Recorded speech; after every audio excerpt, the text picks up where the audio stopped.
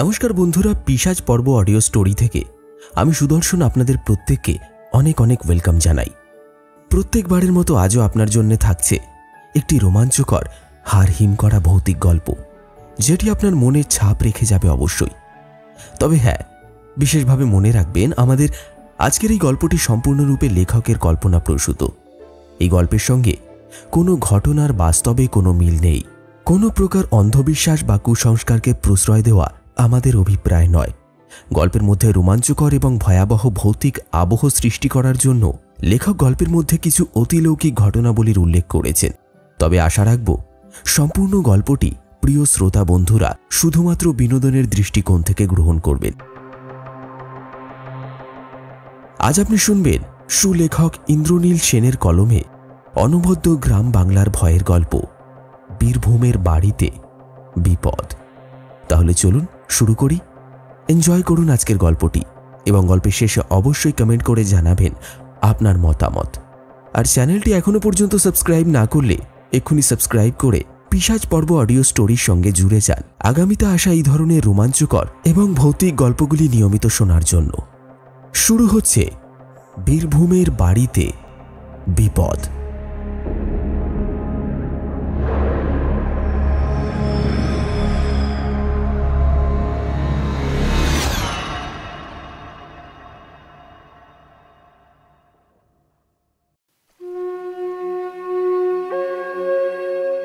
বর্ষা শেষ হয়ে গিয়ে হালকা হালকা শীতের আমেজ এসে পড়েছে গোটা চিতলপুর গ্রামটায়।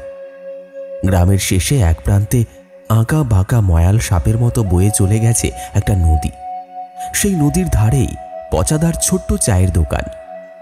সন্ধ্যার আঁধার ঘনিয়ে আসার পর নদীর ধারের ওই চায়ের দোকানটি যেন একটা স্বপ্নপুরীতে পরিণত হয়। চারিদিকে সবুজ মাঠ, ছোট বড় গাছপালা, নদীর মৃদুমন্দ কলকল শব্দ। সন্ধ্যের পরে এই চায়ের দোকানটি হয়ে ওঠে গ্রামের মানুষদের একমাত্র মিলনস্থল। গ্রামের ছেলে ছোকরা থেকে শুরু করে বৃদ্ধ বয়স্ক কিছু মানুষও হাজির হয় সন্ধ্যের এই সময়টুকু গল্পগুজব করে কাটানোর জন্য। আজও তারা এসেছিল। গরম গরম চায়ের কাপে চুমুক দিতে দিতে তাদের আলোচনার মধ্যে মিশে গিয়েছিল গ্রামের সুখ দুঃখের গল্প। এমনই দোকানের এক কোণে বসেছিলেন গ্রামের একজন বিশেষ ব্যক্তি এবং সকলের প্রিয় অজয়দা। বর্তমানে তিনি গ্রামের জয়ী সংঘ ক্লাবের একটি বিশেষ পদে রয়েছেন। সকলেই তাকে বেশ মান্যগণ্য করে। বয়স ওই ৩৫-এর গোড়ায়। শরীর বেশ শক্ত সবল, লম্বায় প্রায় ৬ ফুট। তার শরীরের ত্বক রোদে পোড়া তামাটে রঙের, যা তার কঠোর পরিশ্রমের সাক্ষী। মাথার চুল তেল চিপচিপে অবস্থায় একদিকে আঁচড়ে রাখা, পরনে ধুতি আর একটা হলহলে ফতুয়া। তবে এর সঙ্গেও তার কাছে রয়েছে একটা গল্পের ঝুলি। ঝুলিটা অবশ্য দেখা যায় না, কিন্তু সেই গল্পের ঝুলির মধ্যে এত গল্প রয়েছে যে সেগুলো যেন শেষই হতে চায় না। প্রায় প্রতিদিনই সকলে অধীর আগ্রহে অপেক্ষা করে থাকে তার মুখ থেকে একটি করে গল্প শোনার জন্য। আজও তার ব্যতিক্রম হলো না। গ্রামেরই ছেলে শুভ্র, বছর 25 বয়স, চায়ের কাপে চুমুক দিয়ে বলল,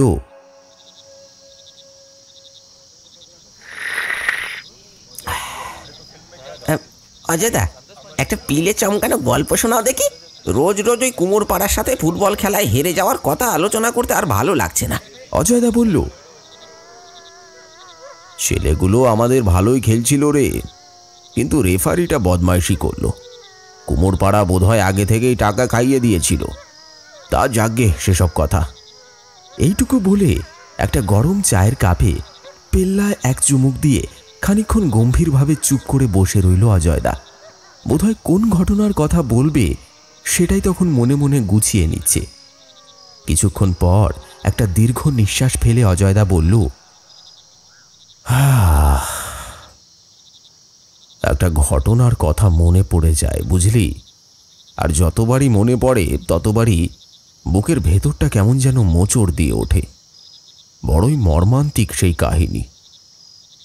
শুধুমাত্র কৌতূহল যে একটা মানুষকে অমন পর্যায়ে নিয়ে যেতে পারে তা বোধহয় মানুষ শুরু থেকে বুঝতে পারলে কৌতূহল করাটাই ছেড়ে দিত। বলাইবাবু বয়স তখন ওই 27-এর গোড়ায়। রাজ্য সরকারের অডিট বিভাগের একজন কর্মচারী ছিলেন। বাবা মারা যাওয়ার পর মায়ের কাছেই মানুষ হয়েছিলেন। অবশ্য তার এক বোন ছিল, বোনের বিয়ে হয়ে গিয়েছিল বহুকাল আগেই। সংসারে বাবার মৃত্যুর পর কেবলমাত্র বলাইবাবু এবং তার মাই বেঁচে ছিলেন। বলাইবাবু অবিবাহিত, একটি মেয়েকে একসময় ভালোবাসতেন তিনি, কিন্তু জীবনের সবথেকে বড় ধোঁকা আর প্রতারণার শিকার হওয়ার পর থেকেই তিনি নারী নামক জাতিটিকে দেখতেই পারতেন না। তিনি মনস্থির করেই নিয়েছিলেন চিরকাল অবিবাহিতই থেকে যাবেন। তার জীবনটা খুব একটা সহজসাধ্য ছিল না। বেশ কিছুটা অর্থ কষ্টের মধ্যেই প্রথমে গ্র্যাজুয়েশন এবং তারপর মাস্টার ডিগ্রি শেষ করে বছর 5 চেষ্টায় চাকরিটা পেয়েছিল সে। চাকরি পাওয়ার শুরুর দিকটায় ধুমধাম করে বোনের বিয়ে দিয়েছিল। বেশ সুখেই কাটছিল তাদের সংসার, কিন্তু বোধহয় সুখটা তার কচু পাতায় জমে থাকা জলের মতোই ছিল ক্ষণস্থায়ী। কথায় বলে, দুঃসংবাদ কখনো একা আসে না, দুঃসংবাদ সর্বদা আঁধার রাতের গাছের ডালে ঝুলে থাকা চাম্বাদুরের মতোই ঝাঁকে ঝাঁকে উড়ে এই জীবন নামে বটবৃক্ষে এসে বাসা বাঁধে। যখন সে নিজের প্রিয় মানুষটির কাছে সদ্য অবহেলিত হয়েছে, সেই সময় অফিসে না জানিয়ে কামাই করে বাড়িতে বসে কয়েক প্যাকেট সিগারেট খেয়ে এবং দুঃখের গান শুনে 3 দিনের দিন বলাইবাবু অফিসে গিয়ে শুনলেন অফিসের কিছু স্টাফদের ট্রান্সফারের লিস্ট বেরিয়েছে। প্রথমে এই কথায় বিশেষ আমল দিলেন না তিনি, কারণ তিনি যেই পোস্টে আছেন সেই পোস্টে ট্রান্সফার বিশেষ একটা হয় না। কিন্তু এক কলিগের কথায় ছুটে গিয়ে অফিসের ট্রান্সফার লিস্টটা নিজের চোখে দেখে একেবারে ঘাবড়ে গেলেন বলাইবাবু। হঠাৎ করেই অফিসের পলিসি পরিবর্তনের কারণে ওর বিভাগের সবচেয়ে জুনিয়র স্টাফ হিসেবে 2 বছরের জন্য বলাইবাবুর ট্রান্সফার হয়েছে বীরভূমের এক প্রত্যন্ত গ্রাম্য এলাকায়। উপর মহলের সাথে কথা বলে বলাইবাবু বুঝতে পারলেন আগামী 1 মাসের মধ্যেই যে ছেলে কোনোদিনও নিজের বাড়ি আর মামা বাড়ির বাইরে কোথাও পা দেয়নি, তাকে এবার কলকাতা ছেড়ে যেতে হবে বীরভূমের এক প্রত্যন্ত এলাকায়। এক রাশ উদ্বেগ, খানিকটা ভয় আর খানিকটা একাকিত্ব নিয়ে ফ্ল্যাটে মায়ের সাথে এক দূর সম্পর্কের মাসিকে রেখে বীরভূম রওনা দিল বলাইবাবু। গ্রামে এসে গ্রামের চারিপাশের নিস্তব্ধতা আর সবুজে ঘেরা সৌন্দর্যকে উপভোগ করতে করতে অনেকটা মন খারাপ ঝেড়ে ফেলে ভবিষ্যতের কল্পনা করতে লাগলেন তিনি। প্রথমে দিন কতক শহরের গা ঘেঁষা একটি ফ্ল্যাটে একজন সিনিয়র কলিগের সঙ্গে থাকলেন। আশা ছিল অফিসের কোনো কোয়ার্টার পাওয়া যাবে, কিন্তু প্রায় 1.5 মাস কেটে গেল। যখন অফিস কোয়ার্টার পাওয়া গেল না, তখন বেশ খানিকটা হতাশ হয়ে আশেপাশে খোঁজ করতেই তিনি জানতে পারলেন অফিসের সব কোয়ার্টারই প্রায় বুক হয়ে গেছে, আর যেগুলো ফাঁকা আছে সেগুলোতে কলকাতা অফিস থেকে আগামী 1 বছরের ট্রান্সফার হয়ে আসা সম্ভাব্য অফিসারদের জন্য রেখে দেওয়া হয়েছে। তাই বলাইবাবুর মতন একজন অত্যন্ত সাধারণ জুনিয়র স্টাফের পক্ষে কোয়ার্টার পাওয়ার আশা ওই শীতকালে কালবৈশাখী ঝড় তুফানের মতোই দুর্লভ। মনের দুঃখে বলাইবাবু দুপুরবেলায় একটু চা সিগারেট পানের ইচ্ছায় স্থানীয় বটতলার একটা ছোট্ট ঘুমটি মতো চায়ের দোকানে গিয়ে পৌঁছলেন। আগামী দিনগুলো সে কিভাবে কাটাবে সেই চিন্তাতেই বিভোর হয়েছিলেন তিনি।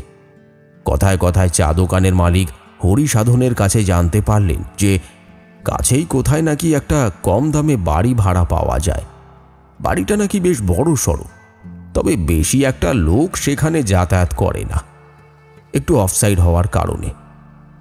যদি বলাইবাবুর কোনো অসুবিধা না থাকে তাহলে তিনি অনায়াসে ওই বাড়িটা ভাড়া করে থাকতে পারেন, এতে তার লাভ ছাড়া লোকসান হবে না বইকি। অবশ্য খবরটা দেওয়ার কারণ হলো এই যে ওই বাড়ির ভাড়াটিয়া ঠিক করে দিতে পারলে বাড়ির মালিকের কাছ থেকে চায়ের দোকানের মালিক হরিসাধন সামান্য কিছু বকশিস পাবে। এই বকশিসের কথাটাও হাসি মুখেই বলে ফেলল হরিসাধন। লোকটাকে দেখে অন্তত জোচ্চোর মনে হলো না বলাইবাবুর। সরল সাদাসিধে একজন মানুষ, তাই তার কথায় রাজি হয়ে গেলেন তিনি।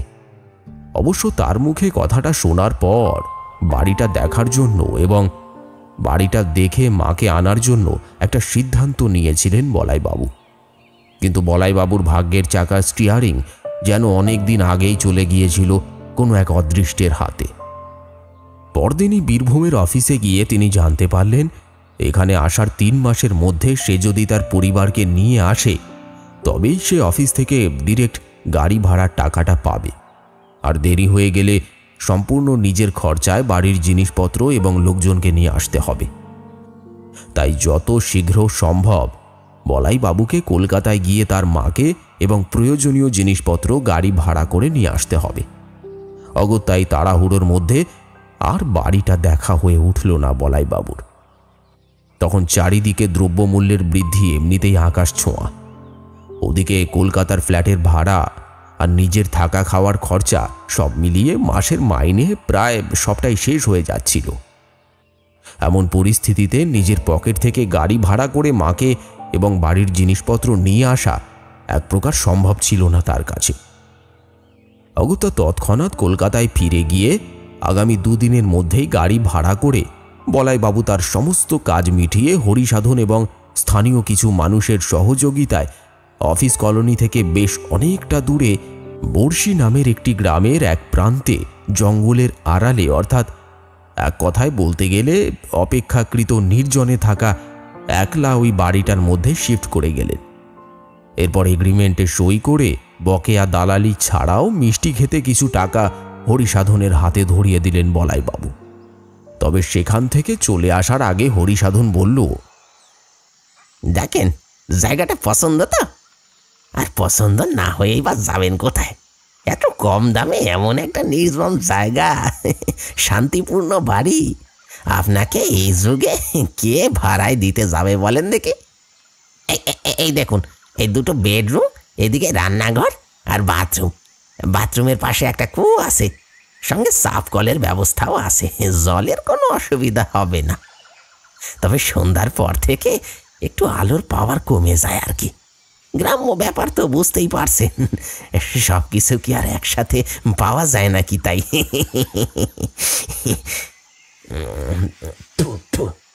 কথাটা শেষ করে জানালা দিয়ে মুখ বাড়িয়ে পচ করে খানিকটা পানের পিক বাইরে ছুঁড়ে মারল হরিসাধন। বলাইবাবু আর কোনো কথা না বাড়িয়ে ঘরের নোনা ধরা দেওয়ালে আটকে রাখা একটা ক্যালেন্ডার দেখতে দেখতে বললেন, বাড়িটা একটু মেরামত করিয়ে নিলে ভালো হয় না? তাতে তো মেলা খরচ বাবু, মালিককে বললে মালিকের হৃৎপিণ্ড খুলে বাইরে বেরিয়ে আসবে। একেতেই ভাড়াটিয়া খুব একটা পাওয়া যায় না এই অঞ্চলে, বুঝতেই পারছেন। তবে হ্যাঁ, একটা বিষয়ে একটু ধ্যান রাখবেন, ওই যে জানালাটা দেখতে পাচ্ছেন না, ওইটা রাতের দিকে খুলবেন না। দেওয়ালে টাঙানো ক্যালেন্ডারটা দেখতে দেখতে আনমনে পশ্চিম দিকের জানালার কাছে চলে এসেছিল বলাইবাবু। জানলার ছিটকিনিতে আঙুলটা ছোঁয়া মাত্রই বলাইবাবুকে বাধা দিয়ে কথাটা বলে উঠল হরিসাধন। কেন, জানলা খুললে কি হবে? অবাক বিস্ময় ভরা কণ্ঠে প্রশ্ন করলেন বলাইবাবু। পকেট থেকে আবার একটা পান বের করে সেটাকে মুখে চালান করতে করতে গলার স্বরটা খানিকটা নিচু করে হরিসাধন বলল,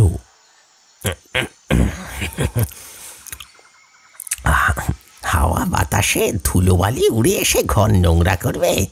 এখানে তো আর পাকা রাস্তা নেই, দেখলেনই তো কাঁচা মাটির রাস্তা, আর সেখানে ধুলো জমে একেবারে যাচ্ছে তাই অবস্থা হয়ে আছে। তাছাড়াও রাতের দিকে কত পোকামাকড় ঘুরে বেড়ায়, সেই সবও ঢুকবে। এমনিতে দিনের বেলা কোনো অসুবিধা নাই। যাই হোক, সন্ধে ঘনিয়ে আসছে, আমাকে আবার দোকান খুলতে হবে। আমি চলি বাবু, আমি চলি, কেমন? হরিসাধন চলে গেল।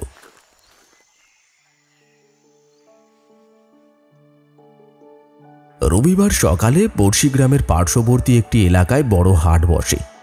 ওই হাটে জিনিসপত্রের দাম একটু সস্তা, তাই সকালে গিয়ে সেই বাজারে অনেক নিত্য প্রয়োজনীয় জিনিস আর সারা সপ্তাহের আনাজ, ডিম, মাংস এসব কিনে ফেললেন বলাইবাবু।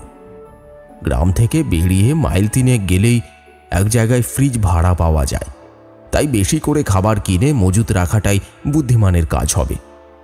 এই ভেবে বলাইবাবু আর বিলম্ব না করে কাজটা সেরেই ফেললেন।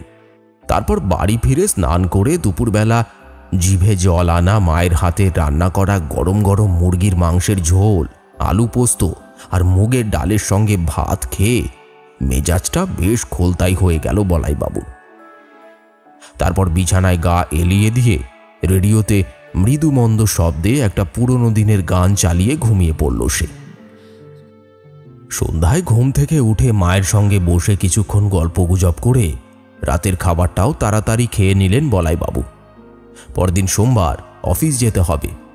এখানে আবার 9টার মধ্যে অফিসে ঢুকতে হয়, না হলে সমস্যা। কিন্তু তাড়াতাড়ি ঘুমিয়ে নেওয়ার চেষ্টা করলে হবে কি? সন্ধে 6টা অবধি ঘুমিয়ে কি আর এত সহজে রাতের ঘুম আসে? তাই বিছানায় শুয়ে খানিকক্ষণ এপাশ ওপাশ করলেন তিনি। তারপর শরৎচন্দ্র চট্টোপাধ্যায়ের একটা উপন্যাস 5 পড়ার পরেও সেটাই নিয়ে বসলেন বলাইবাবু আবার। কিছুক্ষণ পড়তে পড়তে খানিকটা বিরক্ত হয়ে বইটা পাশে টেবিলে রেখে দিলেন।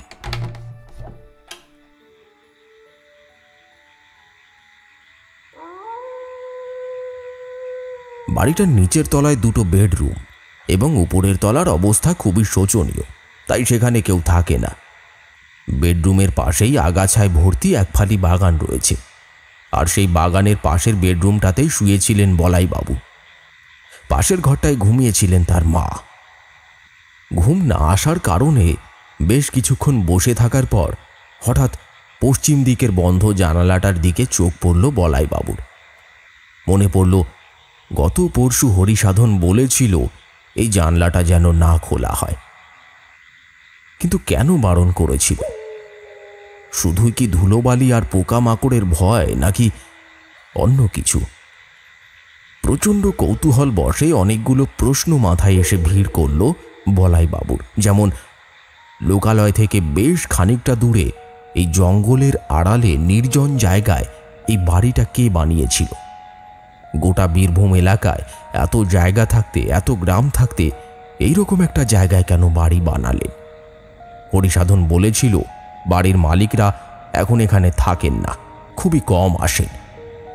যদি এখানে থাকবেনই না, তাহলে বাড়িটা বানানোর কি দরকার ছিল? নাকি বাড়ির মালিক ছিলেন অত্যন্ত শান্তিপ্রিয়, তাই নির্জনে বসে শান্তিতে জীবনযাপন করার উদ্দেশ্যেই এমন একটা বাড়ি বানিয়েছিলেন? এ সমস্ত 7-5 নানান কথা ভাবতে ভাবতে আরও কিছুটা সময় পেরিয়ে গেল। আর বেশি কিছু ভাবতে পারলেন না বলাইবাবু। বিছানা ছেড়ে উঠে ভেজানো দরজাটায় খিল দিয়ে পশ্চিমের জানলাটার একটা পাল্লা খুলে দিলেন তিনি।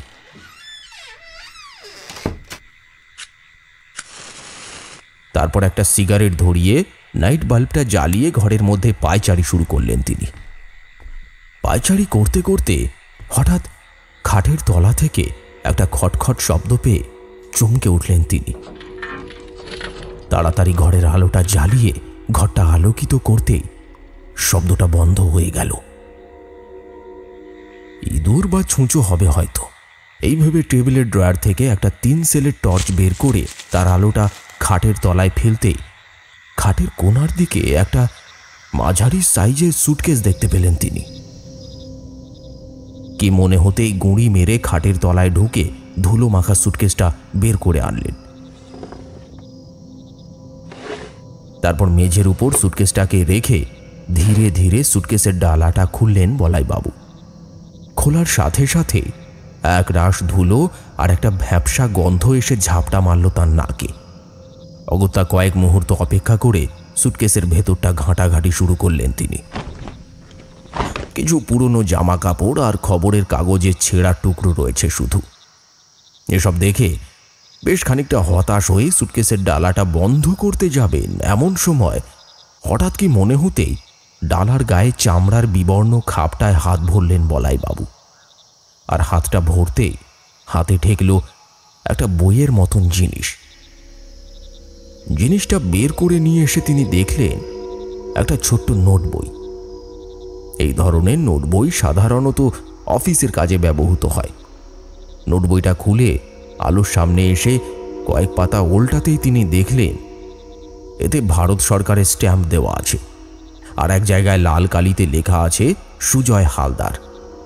তারপর কয়েকটা পাতা ছেড়ে দিয়ে কালো ডট পেনের কালিতে ইংরেজি আর বাংলা মিশিয়ে গল্পের আকারে অনেক কিছু লেখা রয়েছে।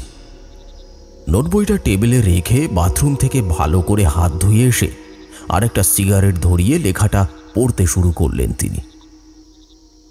নোট বইয়ের লেখক সুজয় হালদার কোনো এক সময় হরিয়ানার কোনো সরকারি অফিস থেকে ট্রান্সফার হয়ে এখানে এসেছিলেন।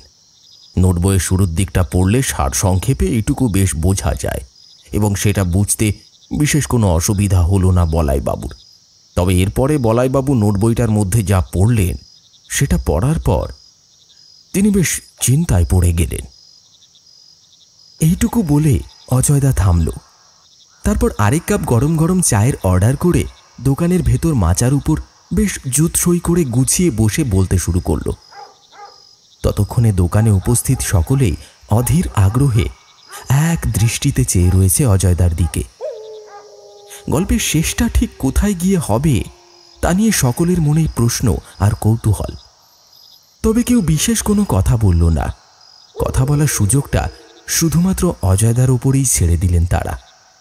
অজয়দা বলে চলল, বলাইবাবু নোটবুকের মধ্যে থেকে যা যা লেখা পড়েছিলেন সেটা সম্পূর্ণ হয়তো আমার মনে নেই, তাও যতটা পারছি আমি তোদেরকে গুছিয়ে বলছি।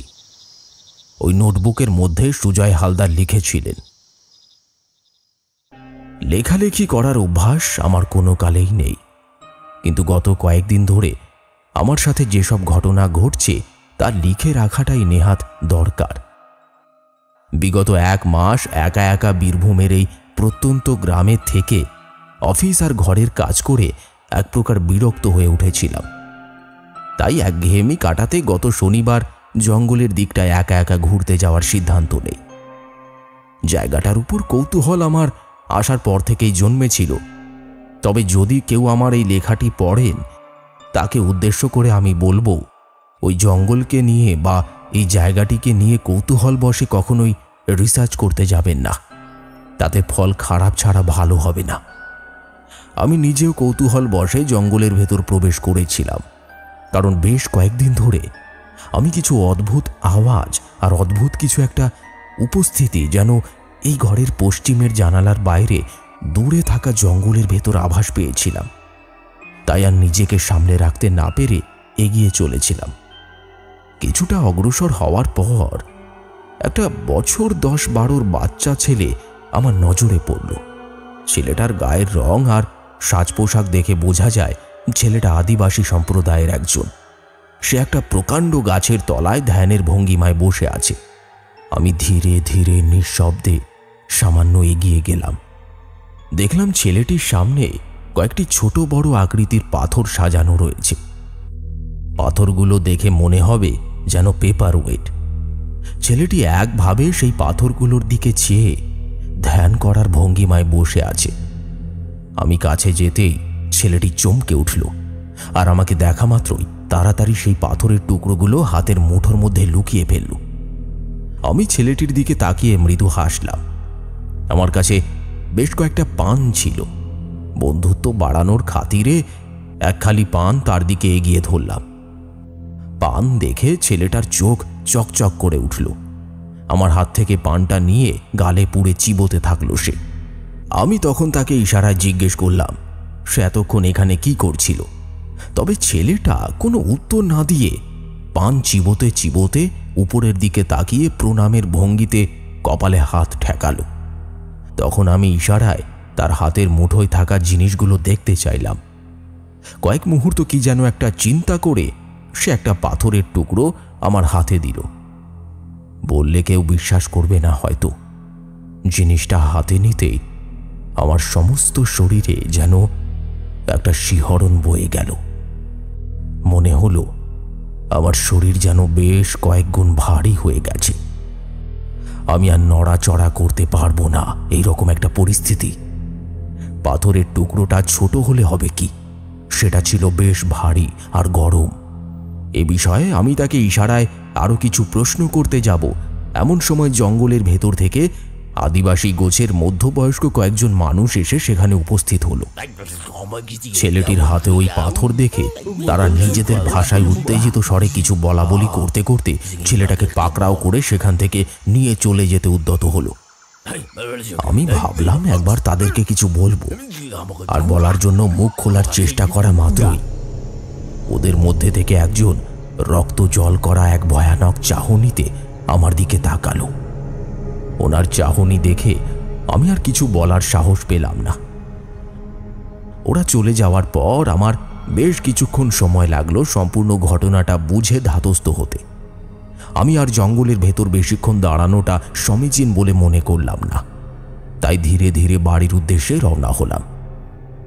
তবে জঙ্গল দিয়ে ফেরার পথে একজন কাঠুরের সঙ্গে আমার দেখা হয়ে যায় এবং আমি তাকে সংক্ষেপে জঙ্গলের ভেতরে একটু আগেই ঘটে যাওয়া ঘটনাটার ব্যাপারে জানাই। সমস্তটা শোনার পর তিনি জায়গাটার ব্যাপারে একটা আশ্চর্য কাহিনী বললেন। তিনি বললেন, বাবু, আপনি যে ছেলেটিকে দেখেছেন সে হলো এখানকার আদিবাসীদের ওঝা। ওর বাবা মারা গেছে বছর কয়েক আগে। লোকজনের মুখে শোনা যায় ওর বাবা একজন ভীষণ শক্তিশালী জিন পরীর আরাধনা করত। ওই জিনকে বশ করতে পারলে তাকে দিয়ে যে কোনো কাজ করিয়ে নেওয়া যায় অনায়াসে, এবং তার বিনিময়ে তাকে বছরে একটা করে পুরুষ ভেট হিসেবে দিতে হয়। তবে এদের আরাধনা করা নাকি ভীষণ শক্ত। এক ধরনের মন্ত্রপুত পাথর হলো এদের কাছে পৌঁছানোর একমাত্র মাধ্যম। তবে পুজোর পদ্ধতিতে সামান্য ভুলচুক হলে এরা পূজারীর প্রাণ নিতে দ্বিধাবোধ করে না। এখানকার আদিবাসী সম্প্রদায়ের ধারণা ওই জিন পরীর হাতেই মারা গেছে ছেলেটির বাবা। লোকটির কথা শুনে আমি আর আমার পকেটে থাকা সেই ছোট্ট পাথরটির ব্যাপারে তাকে কিছু বললাম না। তবে সেদিন সারা রাত আমার ঘুম এলো না। সর্বদাই খালি মনে হতে লাগলো পাথরটা হাতে নিয়ে বসে থাকি, তবে কেন জানি না আমার কিছু খেতেও ইচ্ছে করলো না। পরদিনটা কোনো মতে কাটিয়ে সোমবার স্থানীয় লাইব্রেরি আর অফিসের ইন্টারনেট ঘেঁটে এই জিনপরির ব্যাপারে অনেক তথ্য সংগ্রহ করলাম। জানতে পারলাম প্রাচীনকালে এই জিনপরিরাই এই ভূখণ্ডে অবস্থান করত। পরবর্তীকালে উপাসনা ও বলির বিনিময়ে এরা অনেকেই এই স্থান ছেড়ে চলে যায়। ধীরে ধীরে বলি প্রথা বন্ধ হয়ে যায় এবং তখন কেবলমাত্র উপাসনার মাধ্যমেই তাদের দেখা মেলে। এরা নাকি দেখতে খুব সুন্দরী হয়। এদের দিকে বেশিক্ষণ তাকিয়ে থাকলে মানুষ মানসিক ভারসাম্যহীন হয়ে পড়ে, না হলে নিজে থেকে আত্মহত্যা করে। সোমবার বাড়িতে ফিরে সারা রাত হাতে পাথরের টুকরোটা নিয়ে ঘরের মধ্যে বসে রইলাম। তবে জানি না কেন আমি হঠাৎ করে এমন করতে শুরু করেছিলাম। শেষ রাতের দিকে পশ্চিমের খোলা জানালাটার কাছে মনে হলো যেন একটা ছায়া মূর্তি দাঁড়িয়ে রয়েছে। আমি মোহচ্ছন্ন অবস্থায় ধীরে ধীরে এগিয়ে গেলাম জানলাটার কাছে। আমি আমার চোখের সামনে এমন একটা দৃশ্য দেখলাম যেটা হয়তো কোনো সাধারণ সুস্থ মস্তিষ্ক কখনোই বিশ্বাস করতে চাইবে না। এক অপরূপ সুন্দরী নারী মূর্তি যেন হাওয়ায় ভাসছে। বেশ কিছুক্ষণ ভালো করে তাকিয়ে থাকার পর তার অবয়বটা কিছুটা স্পষ্ট হলো। কি অসাধারণ সুন্দরী! এত সুন্দরী কি কোনো নারী হতে পারে? আমি সাহিত্যিক নই, তাই তার রূপের বর্ণনা করার মতো ক্ষমতা আমার নেই। তবে এইটুকু বলতে পারি, তাকে এক ঝলক দেখার জন্য একজন পুরুষ সব কিছু করতে পারে। আমি একভাবে তার দিকে চেয়ে বাকি রাতটুকু দাঁড়িয়েই কাটিয়ে দিলাম। আমার শরীর স্বাস্থ্য ভেঙে পড়তে শুরু করলো। চোখের নিচটা কালো হয়ে ফুটে উঠতে লাগলো ক্রমশই। কেটে গেল আরো 3টে দিন। আমি সকালে অফিসে যাই এবং যথাসম্ভব স্বাভাবিক থাকার চেষ্টা করে সমস্ত কাজ গুটিয়ে আবার রাতের জন্য অপেক্ষা করতে থাকি ওই সুন্দরী মহিলার আগমনের। তবে আমার অবস্থাটা দেখে বোধহয় কিছু আন্দাজ করতে পেরেছিল আমার এক কলিগ মুরারি মোহন বাবু। শেষমেশে তার জোড়াজুড়িতে ওই পাথরটার কথা এবং সমস্ত ঘটনাগুলো তাকে বলতে বাধ্য হলাম। সব শুনে সে প্রায় চেয়ার ছেড়ে লাফিয়ে উঠল। আমায় বারবার অনুরোধ করল ওই পাথরের টুকরো আমি যেন এক্ষুনি জঙ্গলের মধ্যে ফেলে দিয়ে আসি। তার মতে এসব নিয়ে খেলা করা নাকি মৃত্যু সমান। জিনপরীরা পুরুষদের ক্ষতি করতে কখনো পিছপা হয় না, তবে নারীদের নাকি কোনো ক্ষতি করার ক্ষমতা তার নেই। তাই অবিলম্বে আমি যেন ওই বাড়ি যত শীঘ্রই সম্ভব ছেড়ে দিই এবং এমন কোথাও গিয়ে আশ্রয় নিই যেখানে কোনো নারী উপস্থিত থাকবে। মুরারি মোহন বাবুর কথা শুনে আমি যেন বাস্তবে ফিরে এলাম। কোনো এক স্বপ্নের দুনিয়ায় যেন ভেসে চলেছিলাম আমি। হঠাৎ করেই মুরারি বাবু যেন আমার হাত ধরে আমার তন্দ্রাটা ভাঙিয়ে দিলেন। এমনটাই আমার বোধগম্য হলো সেই দিন। আমি ঠিক করলাম সেই দিন বিকেলের মধ্যেই আমি বাড়ি ছেড়ে দেব।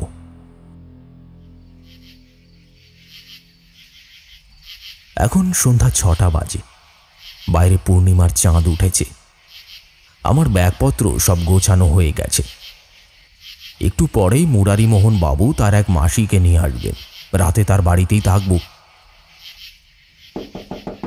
ওই তো জানালায় একটা টোকা পড়ল। মুরারিমোহন বাবু এসে গেছেন বোধহয়।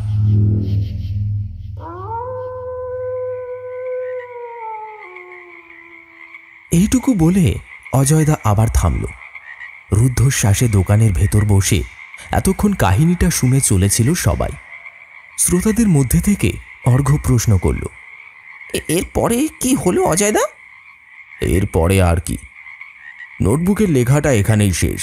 এরপরে সাদা কাগজ ছাড়া আর কিছুই খুঁজে পাননি বলাইবাবু। এরপর গরম গরম চায়ের পেয়ালায় আবার পেল্লায় একটা চুমুক দিয়ে অজয়দা বলতে আরম্ভ করল,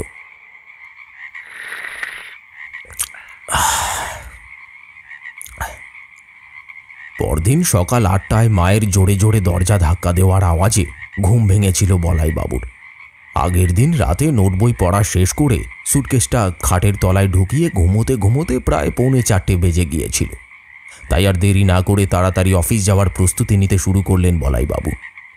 তবে সেদিন অফিসে গিয়ে কোনো কাজে মন বসাতে পারলেন না তিনি। সেই দিনই দুপুরবেলায় বলাইবাবুকে একটা চিঠি নিয়ে প্রায় 1 মাইল দূরে একটা অফিসে যেতে হলো। চিঠিটা সেখানে পৌঁছে দিয়ে রাস্তার ধারে গাছের তলায় বসে গোটা 5 সিগারেট পরপর খেয়ে আগের দিন রাতে পড়া নোটবইয়ের কাহিনীটা অনুধাবন করার চেষ্টা করতে থাকলেন। তার এটা ভেবে হাসি পেল যে গতকাল রাতের অন্ধকারে ওই কাহিনীটা যতটা ভয়ঙ্কর বলে মনে হচ্ছিল, আজ এই দিনের আলোতে সব যেন গুজব আর অপ্রাসঙ্গিক বলে মনে হচ্ছে তার কাছে। এইসব কথাই গাছতলায় বসে ভাবতে ভাবতে বেশ কিছুক্ষণ সময় পার করে সে অফিসের দিকে রওনা দিল। তখন বেলা 2:30 বেজে গেছে। তাড়াতাড়ি করে লাঞ্চ সেরে ডেস্কের কাজে মন দিলেন বলাইবাবু। কিছু ডাটা এন্ট্রির কাজ করতে করতেই পিয়ন সুকমল অনেকগুলো কাগজ আর একটা ফাইল কভার দিয়ে গেল বলাইবাবুর কাছে। বলে গেল ফাইল তৈরি করতে হবে। কাগজগুলো যাতে হারিয়ে না যায় সেই জন্য সেগুলোকে চাপা দেওয়ার পেপার ওয়েট খুঁজতে লাগলেন তিনি। কিন্তু এদিক ওদিক হাতড়ে যখন তিনি কিছু পেলেন না, তখন হঠাৎ খোলা জানলার ফ্রেমের উপর থাকা একটা পাথর নজরে পড়ল তার। তাড়াতাড়ি সেটা দিয়ে কাগজগুলো চাপা দিলেন তিনি। তারপর ফাইল সাজিয়ে নাম্বারিং করে বড়বাবুর কাছে জমা দিতে দিতে অফিস ছুটির সময় হয়ে গেল। ব্যাগপত্র গুছিয়ে বেরোনোর সময় জানলা দিয়ে পাথরটা ফেলে দেওয়ার জন্য হাতে তুলে নিলেন তিনি। পাথরের রংটা ছিল হালকা নীল, গাটা বেশ মসৃণ, আকৃতিটা অনেকটা ডিমের মতো। দূর থেকে দেখলে মনে হবে যেন একটা নীল রঙের ডিম। তবে এই জিনিসটা ছোট হলে ওজনে নেহাত হালকা নয়। 2-4 বার হাতে লুফে পাথরটা পকেটে রেখে দিলেন তিনি, কারণ জিনিসটা তার ভারী পছন্দ হয়েছে। ভাবলেন পথে যেতে যেতে রাস্তায় ফেলে দেবেন। অগত্যা ওয়াশরুমে গিয়ে ফ্রেশ হয়ে এসে ব্যাগ নিয়ে নিচে নেমে গেটের মুখে পৌঁছতে এক ভারী বিপাকে পড়লেন বলাইবাবু। দুম করে আকাশ কালো করে মেঘ ছেয়ে শুরু হলো বৃষ্টিপাত। এখন যে কতক্ষণ এই বৃষ্টি স্থায়ী হবে সেটাই দেখার। মনে মনে বিরক্ত হলেন বলাইবাবু। অফিসের গেটে দাঁড়িয়ে বৃষ্টি থামার প্রমাদ গুনে চললেন তিনি। ব্যাগে ছাতা আছে ঠিকই, তবে সে ছাতা এই বৃষ্টিতে কাজে দেবে না, কারণ এলোমেলো বাতাস বইছে চারিদিকে। নিরুপায় হয়ে একটা সেটের নিচে দাঁড়িয়ে থাকা ছাড়া আর কোনো উপায় রইল না তার। অবশেষে বৃষ্টিটা যখন থামল তখন সময় সন্ধে 6টা। বৃষ্টি ভেজা রাস্তায় জঙ্গলের ঠান্ডা বাতাসের স্পর্শে সারা দিনের ক্লান্তি দূর করতে করতে বাড়ির দিকে হাঁটতে লাগলেন বলাইবাবু। যখন তিনি বাড়ির একেবারে কাছাকাছি নির্জন রাস্তাটার কাছে এসে পৌঁছে গেছেন, তখন হঠাৎ করে পেছন থেকে এক চেনা নারী কণ্ঠে নিজের নাম শুনে অবাক হয়ে থমকে দাঁড়ালেন তিনি।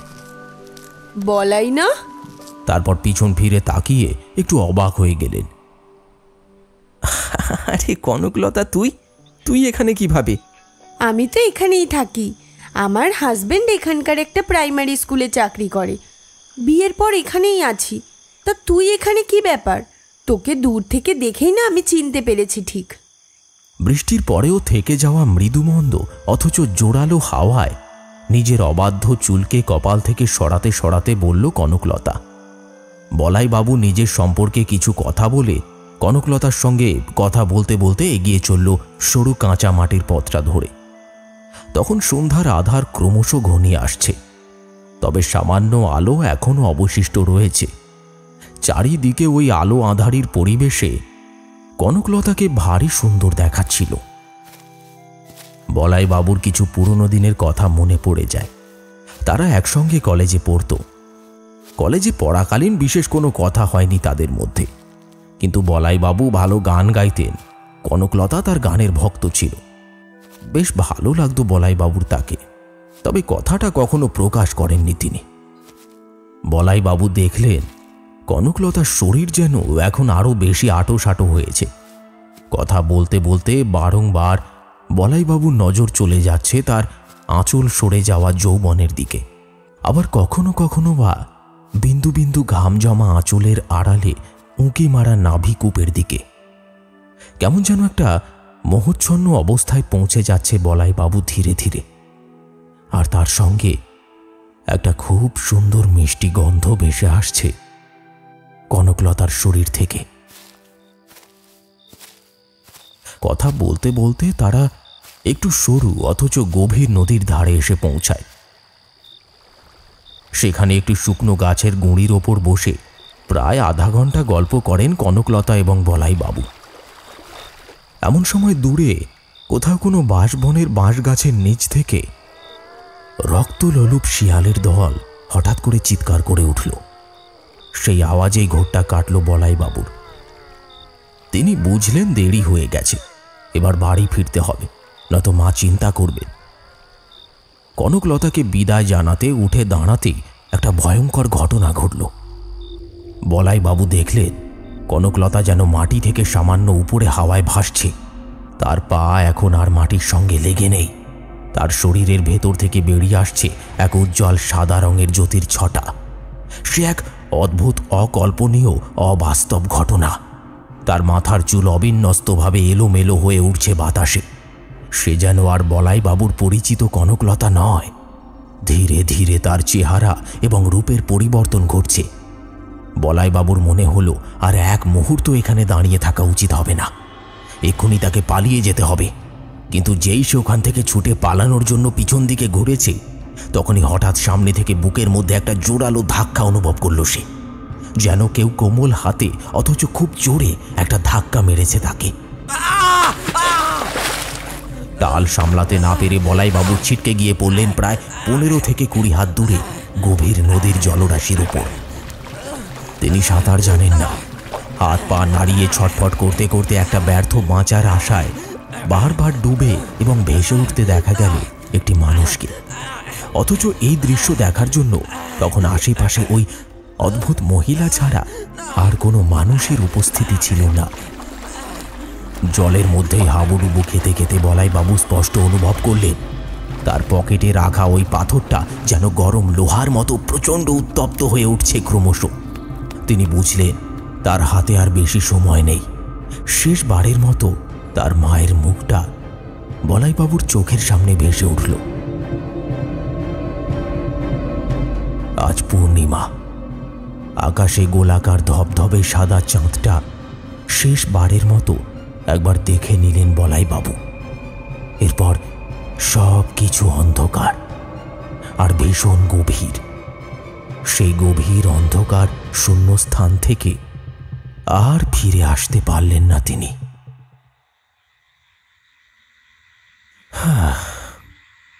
একটু দম নিয়ে অজয়দা আবার থামল। দোকানের ভেতর কারোর মুখে কোনো কথা নেই।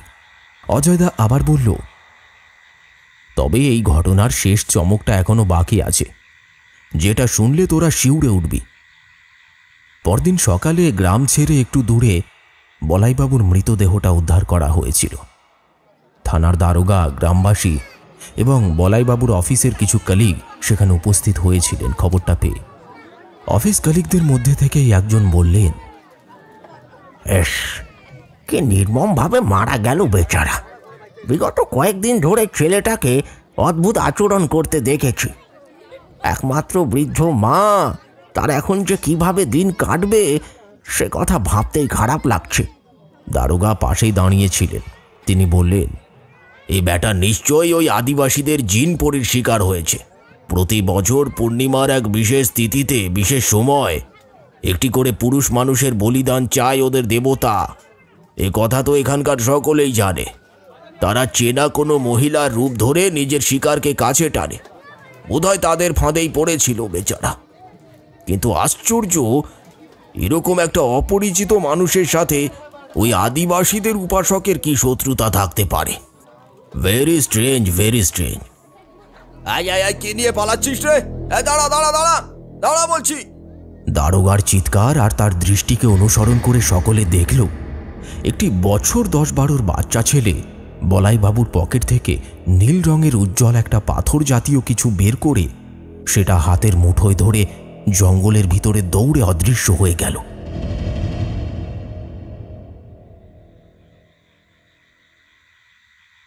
তবে আজও ভেবে খারাপ লাগে, যদি বলাইবাবুর ট্রান্সফারটা সেদিন বীরভূমের ওই গাঁয়ে না হতো, তাহলে হয়তো আজও আমার মামা জীবিত থাকতেন। সবাই অবাক দৃষ্টিতে অজয়দার মুখ পানে চেয়ে রইল। অজয়দা বলল, হ্যাঁ, ওই বলাইবাবু আর কেউ নন, উনি আমার নিজের মামা ছিলেন। তবে অদ্ভুত ব্যাপারটা কি জানিস, আমি তখন ছোট ছিলাম, সবে সামান্য জ্ঞান বুদ্ধি হয়েছে। রাতের বেলায় আমার মামা বলাই মুখুজ্জে একদিন আমাদের বাড়িতে এলেন। তারপর আমায় এই গল্পটা এমনভাবে শোনালেন যে গল্পটা আজও আমার মনের মধ্যে পুঙ্খানুপুঙ্খভাবে গেঁথে আছে। আসলে যেদিন মামা আমার কাছে এসে গল্পটা বলেছিলেন, ওই দিনটাই হলো মামার মৃত্যুবার্ষিকী। অর্থাৎ মৃত্যুর পরে তিনি তার এই ঘটনা আমায় বলে গিয়েছিলেন। খুব স্নেহের পাত্র ছিলাম আমি তার কাছে, বড় বেশি ভালোবাসতেন আমায়। যে মানুষটাকে কেউ কখনো দুঃখ প্রকাশ করতে দেখেনি, আজ সকলেই দেখল সেই অজয়দার চোখের কোণটা চিকচিক করে উঠেছে। কেউ আর কোনো কথা বলল না। ওদিকে রাত গভীর হয়েছে। একে একে সকলেই যে যার বাড়ির উদ্দেশ্যে রওনা হয়ে গেল। অপেক্ষা রইল আরও একটা সন্ধ্যের, যেখানে অজয়দা এক হাড় হিম করা গল্প শুনিয়ে সবাইকে তাক লাগিয়ে দেবে।